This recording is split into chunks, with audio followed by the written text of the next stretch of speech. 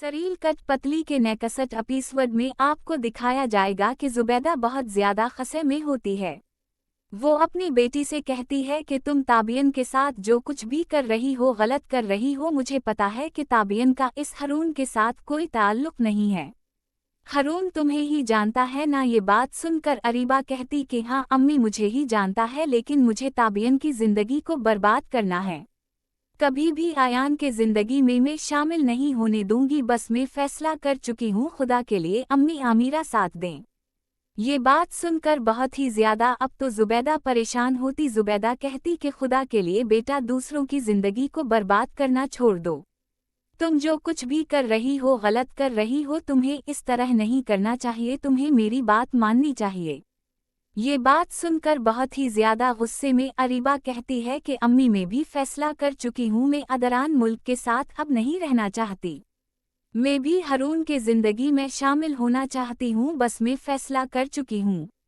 बहुत ही ज्यादा गुस्से में होती है। जुबैदा कहती है कि बेटा खुदा के लिए ऐसा मत करो, दूसरों की जिंदगी को बर्बाद मत करो। अदरान मुल्क बहुत ही अच्छा है और तुम्हारे साथ इसके तलाक़ात भी अच्छे हैं। बेटा अगर इससे तलाक ले लोगी तो सब कुछ खत्म हो जाएगा। ये बात सुनकर बहुत ही ज्यादा गुस्से में अरीबा कहती है कि अम्मी, बस मैं फैसला कर चुकी हूँ। मुझे अब अदरान के साथ नहीं रहना। उसके जो भी परूटी है मैं वापस देने के लिए तैयार हूँ। मैं हारून बहुत ही ज्यादा परेशान होती है। जुबैदा कहती है कि मैं हारून को जानती हूँ। अयान जानता है। अयान इसके बाबा के साथ बिजनेस कर रहा है। इसके पास कुछ भी नहीं है। बेटा वो तुमसे झूठ बोल रहा है। अदरान मुल्क से अगर तलाक ले लोगी तो सब कुछ खत्म हो जाएगा। ये बात सुनकर अरीबा कहती है कि बस अम्मी, ये मेरी जिंदगी और मैं अपनी जिंदगी अपने तरीके से गुजारना चाहती हूँ। अगर बाबा इस घर में मुझे दाखिल नहीं भी होने देंगे तो मैं नहीं आनगी।